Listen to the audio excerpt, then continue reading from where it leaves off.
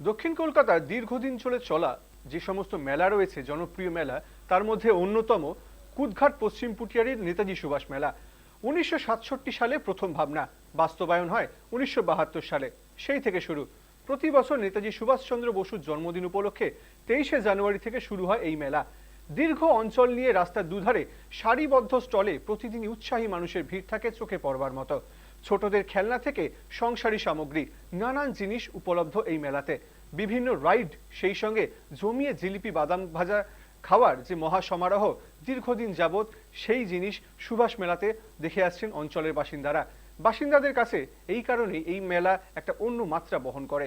অঞ্চলে বিভিন্ন সময় কয়েকটি মেলা হলেও সুভাষ মেলা একটি আলাদা আবেগ আছে বলছেন উদ্যোক্তারা।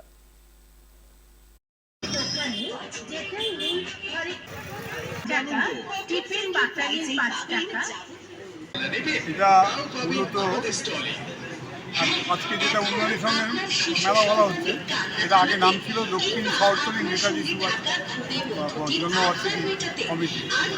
67 থেকে চিন্তা করতে করতে আমরা সেটাকে রূপ দিই অ্যাকচুয়ালি মানে রিপ্রেজেন্ট করার মতন 72 সালে যখন মেলাটা শুরু করি, তখন আমাদের মেলার রূপটা ছিল এরকম যে সরকারি স্টল ছিল বেশি সাধারণ স্টলের থেকে। কারণ এই স্টলকে কালেকশন করতে গিয়ে আমরা কয়েকজন, তখন আমরা দায়িত্বে ছিলাম বলে আমরা কয়েকজন অনেক মেলা ঘুরে এই মেলা আলাদের এখানে আনার জন্য চেষ্টা করি।